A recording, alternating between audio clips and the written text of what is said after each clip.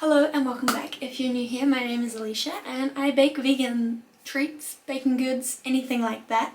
And today I'm going to be trying making, whatever you want to call it, American breakfast biscuits for the first time. So I live in New Zealand. In New Zealand we're more closely culturally to England, and their biscuits are what Americans call cookies. So when I think of biscuit, I'm thinking of the Afghan cookies that I made last week. If you want to check out that video, I will link it up in the information card. And also the cookies, the biscuits, the chewy chocolate chip biscuits, anything like that is called a biscuit here. Whereas they're calling biscuits savoury biscuits, close to what we would call a scone. However, I've been told it's not like a scone.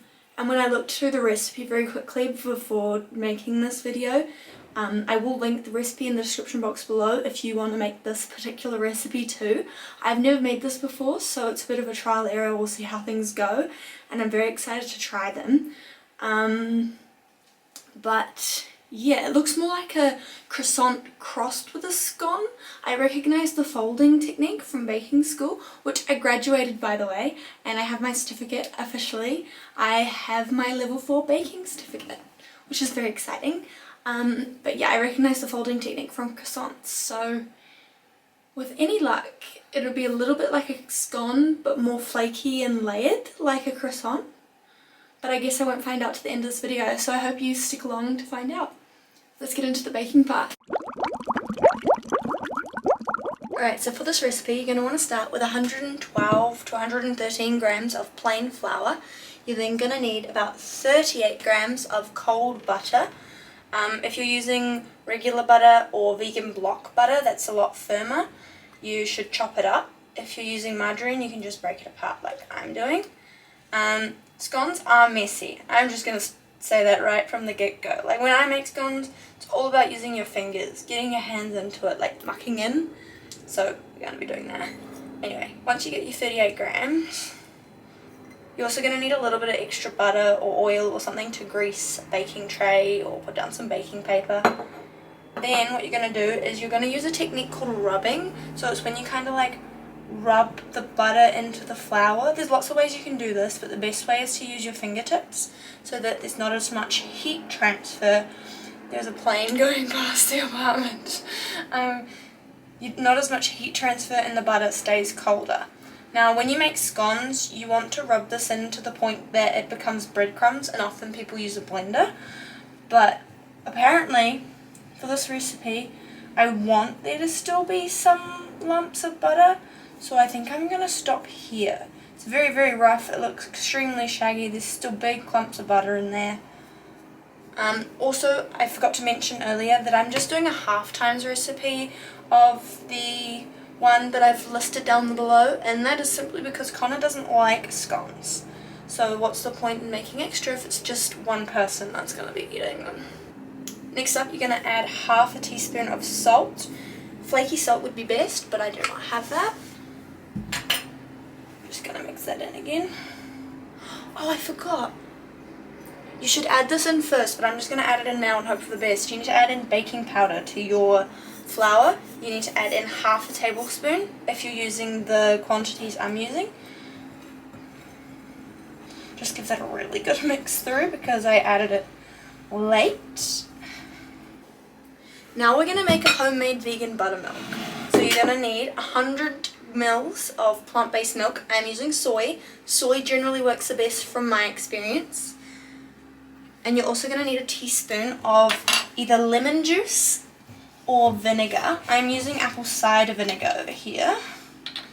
And I'm simply just going to add a teaspoon, whoops, plus a little extra that spills. Give it a gentle mix and set that aside, and you'll see that it just kind of thickens up like incredibly quickly.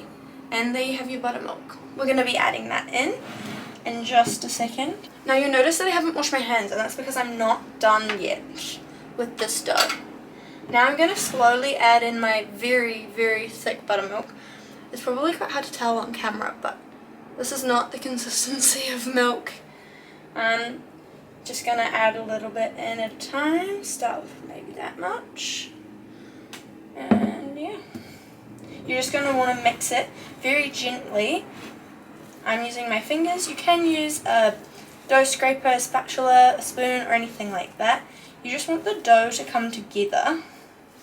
I may have even added slightly too much, and I still have this much left. No need to worry though, I'm going to use it to marinate some tofu or something. Now when your dough comes together like this, it potentially should look a little less sticky than mine. It's time to flour your workbench, and we're going to tip it out.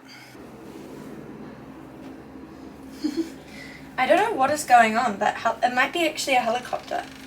And if it's a helicopter, it's the police helicopter because it's low. So somebody done goofed up, man. If you have sticky stuff left in your bowl like this, a good trick is to grab some extra flour and just move it away from the edges of the bowl. But also that's not a huge amount of wastage, except for that little bit there. Right. Now this is not a lot of dough, like at all, but as I said, it is just for me. I probably should have stuck with 1 times. But according to the recipe, this should make me four biscuits. And I thought 4 biscuits for 1 person was plenty. Now what you're going to need to do is, I don't have a rolling pin, but using a rolling pin, roll it out into a square of about 2 centimeter thickness. I'm going to use my hands. You are also more than welcome to use your hands. Also, if you happen to have a Glad wrap or a baking paper or tinfoil, anything like that that's near the end, you can use those as rolling pins, especially if you have the extra thick ones. They work perfectly. Obviously you'd have to throw them away frequently, but it's an idea. Now, after you get your cute little square like this, you're going to take one end and fold it into the middle, or a little bit over the middle. Then you take the other side and fold that over top, and then you roll it back out into a 2 centimeter square again. This is your first fold, and you need to complete 3 folds. So 1. If your dough is sticking to your bench, it's time to add a little bit more flour.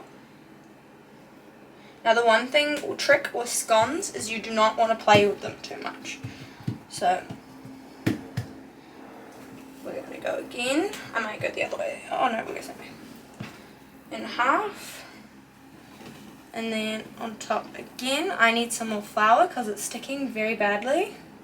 So we'll just chuck a little bit more flour down. And then I'm going to try to flatten it out into a square one last time.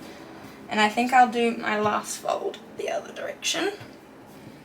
Even though in pastry you're not supposed to do that. Change directions of the folds. It's not pastry though, so hopefully it'll be alright. Once you get back out to 2 centimeter thickness, it'll be time for our third and final fold. Then we shape them and bake them. I forgot to mention, you need to do this at the start, but preheat your oven to 230 degrees Celsius, and they're going to bake on a baking tray for about 12 minutes.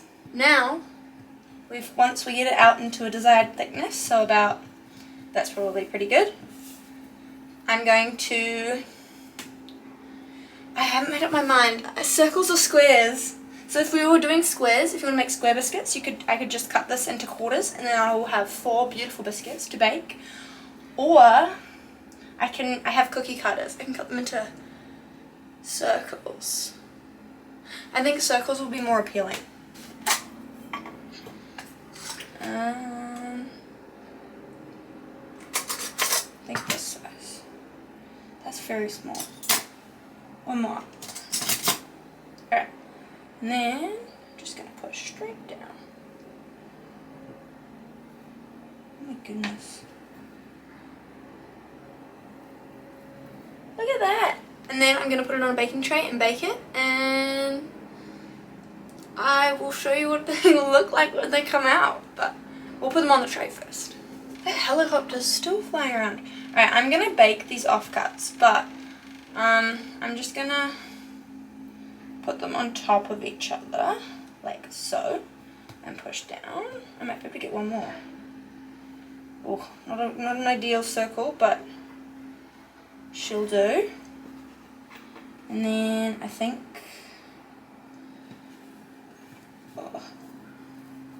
just do that. These two that I've just kind of rolled together are not going to come out as light and fluffy and flaky, but I still think we'll still bake them and see what happens to them. It can be our little experiment of the day. Now you're going to take a baking tray that you have previously greased with a little bit of butter or oil or something like that, and you're going to stick your beautiful circles or squares if you chose squares, and stick them on top. I'm going to put them on top of my dirty bench, but oh well. Then you're going to use your leftover buttermilk if you have some, and if you've got a pastry brush, use a pastry brush and brush it on the top. I'm just going to use my fingers. Your fingers work just as well, or you can use a spoon if you're not into the whole baking is messy. And then we're ready to put them in the oven. So as I said earlier, 230 degrees Celsius for 12 to 15 minutes. Oh my god, that is loud. And we'll see what they look like when they're done. Oh wow. Alright, so you saw them come out of the oven. They're all done. Now it's time to try them. I was excited before, and now I'm a little nervous. They turned out really, really good. They got a beautiful golden colour on top where we put the buttermilk before, and on the side here they have like a split around the side, which scones don't normally do. So I'm excited to try one. But on the inside, they kind of just look exactly like a normal scone. I was told that you can lather these with butter or you can eat them plain. So we're going to try it plain on one half, and we'll try another bite with the stuff on it.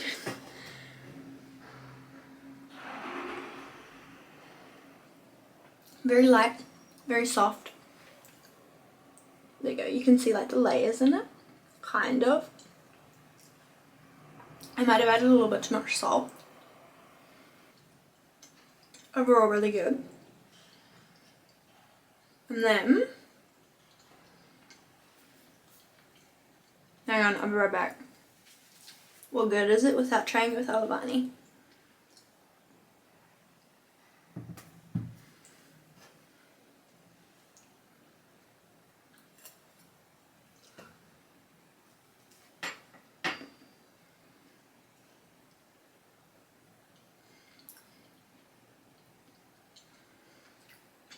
I don't know.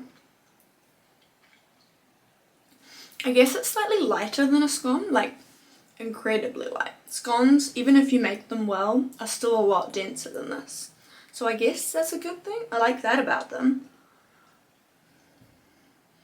But other than that, they just seem like a scone that takes a lot more effort.